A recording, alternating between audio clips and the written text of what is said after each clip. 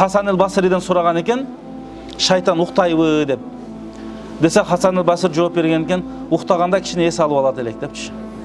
Бирок ал уктабайт экен. Пенсияга да чыкпайт экен, отпуска да албайт экен.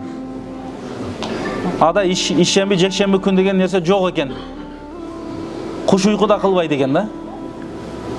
Болгон иши азгыруу экен. Кимди азгырат? Адамды азгырат. Өзү менен кошо тозокко алып кирип кетиш үчүн. Демек ошон үчүн Куранда ачык эле адуун мубин дейт. Ачык душман дейт шайтанды. Демек ошол шайтанды жеңген болот экенбиз. Шайтан айтат экен, Иблис: "Ахлакту бани адама биз-зунуб ва ахлакуни бит-тавбати вал-истигфар" дейт. Мен адамдардын акыретини күнөө иш кылдырып жок кылып атсам, алар мени истигфар, тооба менен жок кылып салышты дейт экен да. Ошондон биз истигфар айткан сайын, тооба кылган сайын биз жеңет экенбиз.